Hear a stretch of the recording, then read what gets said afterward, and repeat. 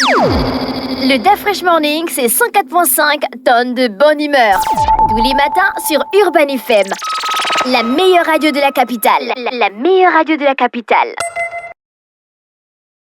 Sur les 104.5 Urban FM, la station urbaine, on a le DAF Fresh Morning. On est avec Elvis. Elvis, bonjour. Bonjour DAF Fresh, bonjour René Rude, bonjour Fallon, bonjour tous les auditeurs qui nous écoutent ce matin. Alors là, les choses sérieuses vont commencer DAF Fresh du côté de Franceville. Depuis le lundi, l'équipe des Seychelles est arrivée à Libreville est déjà du côté de Franceville où ils se sont entraînés du côté du stade de Mbaya et de l'autre côté les Panthères du Gabon qui attendent l'arrivée de son capitaine emblématique Pierre-Emerick Aubameyang qui est censé arriver aujourd'hui. Toute l'équipe est déjà au complet. Il ne manque plus que Pierre-Emerick Aubameyang et le sélectionneur national avait dit lors de la conférence qui s'est passée la semaine dernière qu'il n'est pas question pour nous d'envisager d'abord d'aller marquer 15 ou 20 buts. Non, le plus important, c'est de remporter les 3 points. Et comme vous pouvez le constater, comme je le dis tantôt, dans ce groupe F des éliminatoires de la Coupe du Monde 2026 qui va se jouer du côté du Canada, du Mexique et des États-Unis, on parle de ce groupe parce que c'est dans ce groupe qu'il y a le Gabon. Nous avons la Côte d'Ivoire qui est en tête avec 10 points.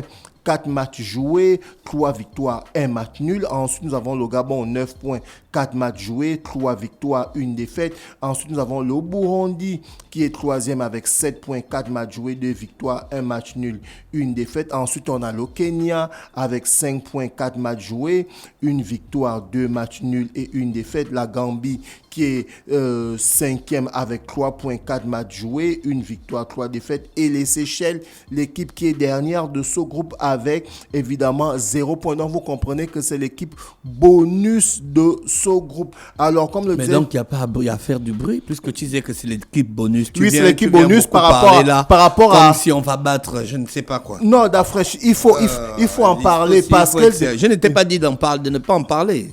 Je te dis que ne fais pas comme si c'était un grand truc. Mais Dafresh, pour la petite histoire généralement, il n'y a pas de petite dans histoire, cette équipe Elvis. du Là, on est dans les grandes quand histoires. On pense que le match sera plié, eh bien, on fait match nul généralement au Gabon.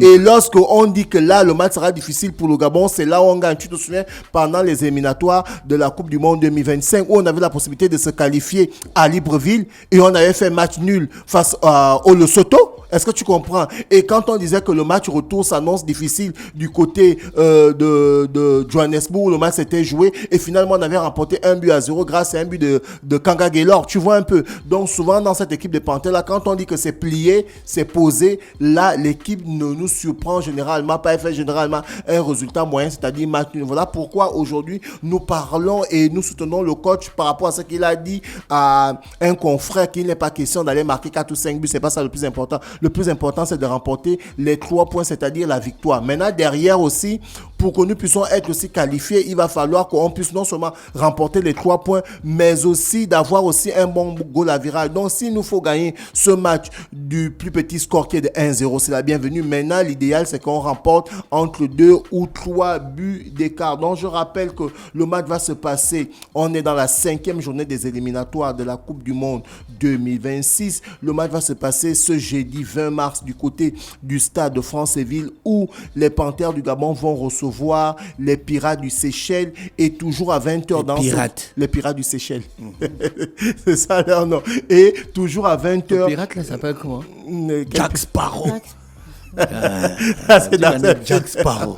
Donc les Panthères du Gabon vont recevoir les Pirates du Seychelles et toujours à 20h, la Gambie sera opposée au Kenya. Donc là, nous avons cette double confrontation là où le Gabon va recevoir les Seychelles demain 20 mars 2025 et l'autre match va se passer le 23 comptant pour la 6e journée où les Panthères du Gabon vont se déplacer du côté du Kenya. Là aussi, on doit impérativement remporter ce match face au Kenya pour que nous puissions être dans le peloton parce que si la Côte d'Ivoire arrive à faire un faux pas des 2 matchs qu'ils ont et que le Gabon arrive à remporter ces 2 matchs, c'est nous qui allons passer en tête dans ce groupe F pour parler des éliminatoires de la Coupe du Monde. Alors depuis lundi, on a eu la 5e journée, on a eu des matchs qui ont été reportés, notamment la Tanzanie qui devait être opposée face au Congo Brazzaville, le match a été reporté. Ensuite, la Zambie devait jouer face à l'Érythrée, le match a été reporté. Donc aujourd'hui, aujourd'hui, nous avons les rencontres suivantes pour ces éliminatoires de la Coupe du Monde, à savoir à partir de 17h, nous avons le Libéria qui sera opposé à la Tunisie. À partir de 17h, le Cameroun va se déplacer du côté de l'Estini. Ensuite, on a la République centrafricaine qui va recevoir Madagascar. La République centrafricaine qui a un nouvel entraîneur. L'homme s'appelle Rigobert Song, l'ancien entraîneur des Lions indomptables du Cameroun, qui est maintenant celui qui est maintenant l'entraîneur de la sélection de la Centrafrique, la République centrafricaine. Celui qui est maintenant du côté de la République centrafricaine. Donc, ce sont les matchs qu'on aura aujourd'hui. Alors, demain, comme on a pu le dire, que le Gabon va recevoir les Seychelles, et on aura d'autres matchs à partir de 14h ce jeudi 20. L'équipe du Mozambique va recevoir l'Ouganda à 14h. Le Malawi sera opposé à la Namibie à 17h. Le Zimbabwe va recevoir le Bénin à 17h. Le Cap-Vert sera face à l'île Maurice toujours à 17h. La Sierra Leone va recevoir la Guinée-Bissau à 17h. Et l'équipe libyenne d'Afresh qui est entraînée par Aliou Cissé, l'ancien vainqueur de la CAN 2022 avec le Sénégal, qui n'a pas été reconduit au Sénégal et qui a signé du côté des Crocodiles du Nil, l'équipe de la Libye. C'est lui le nouveau sélectionneur qui sera opposé, qui va recevoir l'Angola. Donc voici un peu les différentes confrontations pour parler des matchs des éliminatoires de la Coupe du Monde. Ensuite, on va faire un tour du côté de l'Europe pour parler de ce grand joueur, l'homme qui était Ballon d'Or 2023 du côté de l'Afrique. L'homme s'appelle Victor Osimhen, qui a fait un triplé le week-end dernier en 22 minutes du côté de Galatasaray. Lui, il évolue du côté de la Turquie avec Galatasaray, avec Mario Lemina. Il est le meilleur buteur de cette ligue avec 20 buts. Donc, il continue à aligner les performances, Victor Osimhen. Et là, Galatasaray est bien parti pour remporter ce titre parce qu'ils ont 71 points et le deuxième a 62 points. Donc, vous voyez qu'il y a 9 points d'écart. Mario Lemina et Victor Osimhen sont bien partis pour remporter ce titre de champion du Turquie. Et du côté de la Sao Premier League, on a Cristiano Ronaldo qui a encore marqué, qui est en train d'aller un peu pour aller atteindre le record des 1000 buts. Lorsqu'on était plus jeune, on nous disait que Pelé avait marqué 1000 buts, mais ça n'a jamais été prouvé parce qu'à l'époque, il n'y avait pas Internet, il n'y avait pas ceci. Celui qui n'a jamais joué en Europe, qui a joué en Amérique du Sud et en Amérique centrale. Donc, du coup, Cristiano Ronaldo, lui, il est en train de vouloir aller atteindre ce record-là.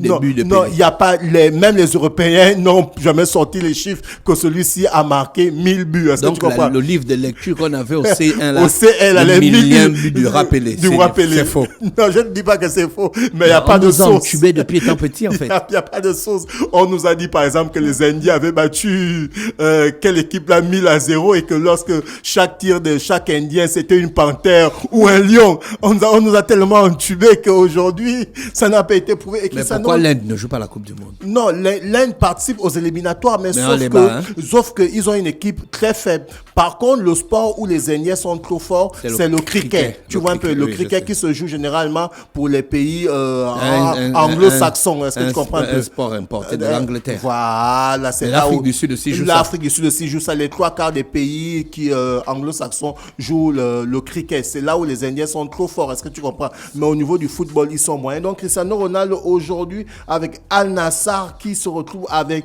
928 buts en carrière. Donc, vous comprenez qu'il reste moins de 80 buts pour que celui-ci puisse atteindre les 1000 buts. Et avec son club, ils sont 3e du championnat de la Saudi Premier League parce que l'équipe qui est en tête, c'est El Ittihad. Ensuite, on a El Hilal, on a Al Nassr de Cristiano Ronaldo qui est 3e du championnat et on a Al Casillas qui est en 4e en tête l'équipe de Pierre-Emerick Aubameyang. Et là, on a eu la sensation du côté de l'Angleterre d'Afresh depuis que le Paris Saint-Germain a éliminé Liverpool en 8e de finale de la Ligue des Champions. Cette équipe ne va qu'en défaite. En défaite, c'est l'équipe qui avait été la meilleure équipe d'Europe pour parler des éliminatoires du premier tour de la Ligue des Champions. Elle avait terminé en tête sur 36 pays et Mohamed Salah qui marchait sur l'eau. Donc, on a eu cette sensation où Newcastle s'est imposé 2-1 face à Liverpool et a remporté la League Cup pour sa première fois de son histoire. Donc Liverpool aujourd'hui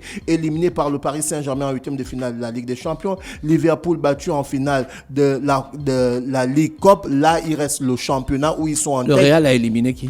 le Real pour la Ligue des Champions. Je pense non, c'était City. Après, ils ont éliminé l'Atlético de Madrid. Tu te souviens avec le tir au but où il y a eu la polémique.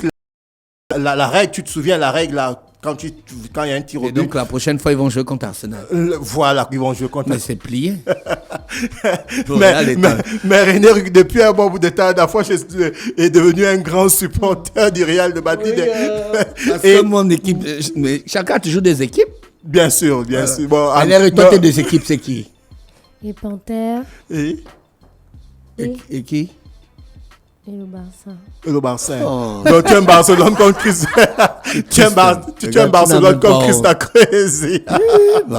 Et Dafroche, du côté de l'Europe, parce que pendant que l'Afrique joue les éliminatoires de la Coupe du Monde, du côté de l'Europe, on joue la Ligue des Nations. On est en quart de finale. Alors, demain, on aura les rencontres suivantes. Le Pays-Bas qui sera opposé à l'Espagne à partir de 20h45. La Croatie qui va recevoir les vice-champions du monde, la France, à partir de 20h45.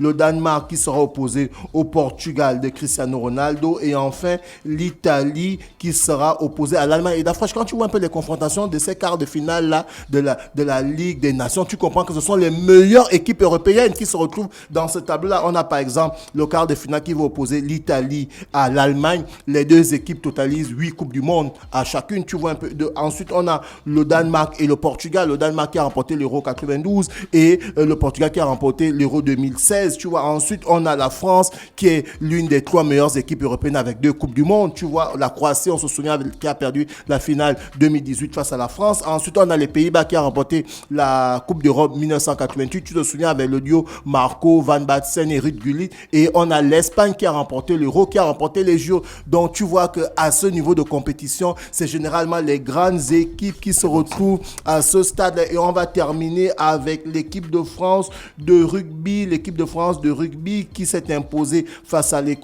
et a remporté le tournoi des 6 nations. Donc, on peut pratiquement dire que ce tournoi des 6 nations qui voit la participation des 6 meilleurs pays européens en termes de rugby, on peut pratiquement dire que c'est une Coupe d'Europe dont la France qui s'impose et remporte le tournoi des 6 nations. Chers auditeurs, je vous rappelle que demain, à partir de 19h, les Panthères du Gabon seront opposés aux Pirates des Seychelles et on espère qu'on va remporter ce match de plus de 2 buts d'écart, parce que derrière il faut faire la fête et ensuite on va se déplacer le 23 mars prochain, on va aller jouer face au Kenya. Ce sera un match difficile, mais j'espère que les gars feront d'abord le boulot demain face aux Seychelles et à aller aussi faire le boulot le 23 face au Kenya. Merci Elvis avec nous ce matin sur les 104.5 Urban FM, la station urbaine dans le Fresh Morning, le réveil matinal le plus haut de la capitale sur la radio, la plus haute de la capitale. Le Fresh Morning, c'est 104.5 tonnes de bonne humeur. Tous les matins sur Urban FM. La meilleure radio de la capitale. La meilleure radio de la capitale.